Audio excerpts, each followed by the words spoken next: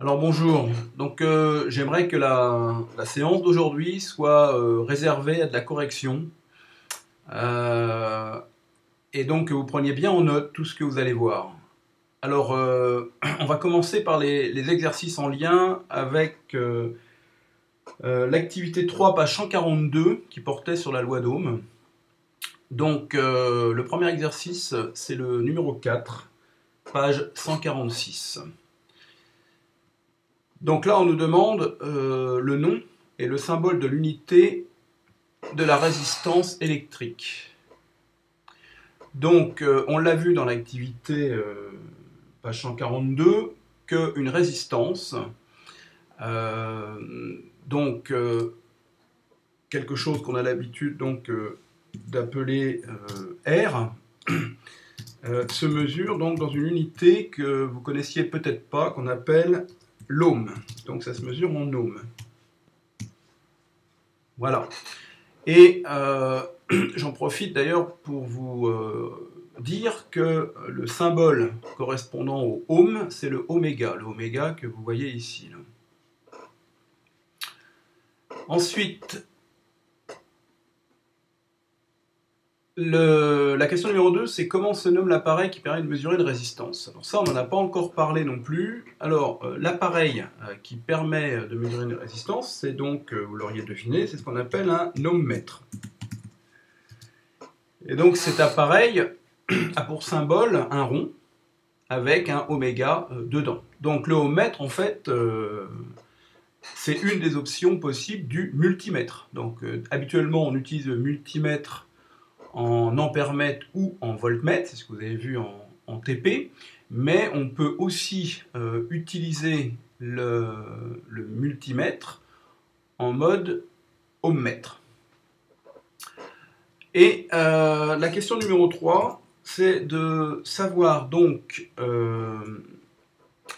parmi les montages ci-dessous, lequel permet de mesurer une résistance. Donc la particularité de l'ohmmètre, c'est qu'il s'utilise hors circuit.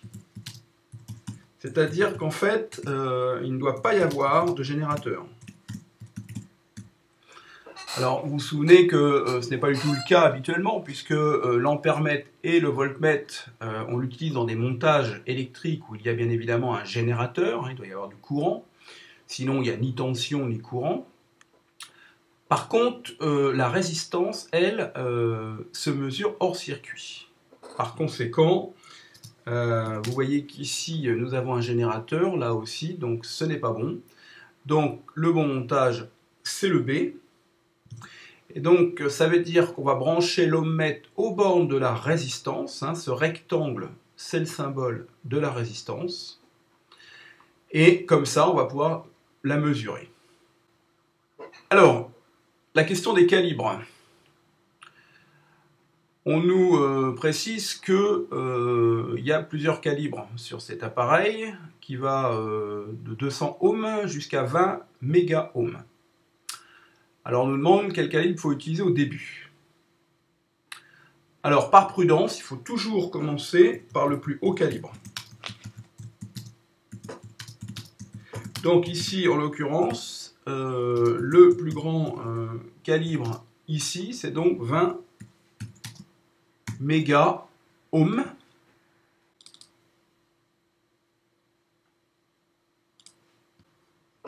Donc là, on nous dit qu'en fait, la résistance vaut 500 ohms. On nous demande du coup quel calibre choisir.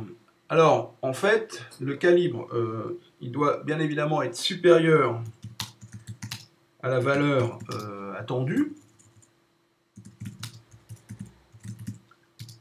Donc ici, en l'occurrence, il doit être supérieur à 500 ohms. Mais en même temps, le plus proche possible pour qu'on ait le plus de précision possible. Donc supérieur à 500 est le plus proche possible. Ça ne peut pas être 200 parce que 200 c'est plus petit que 500. 2K, K c'est 1000 kg. Hein. J'en profite d'ailleurs pour vous rappeler que M c'est million, c'est 10 puissance 6. K c'est kilo, donc c'est 10 puissance 3. Donc 2 fois 10 puissance 3, c'est 2000. Donc 2000, c'est bien supérieur à 500. Donc le bon calibre, ici, donc en l'occurrence, ça serait 2 kOhms. Et enfin, dernière question. On est en fait sur la position 200 ohms. Alors, comme 200 ohms, c'est inférieur à 500, nous allons avoir un message d'erreur. L'appareil ne sera pas capable de nous donner la résistance.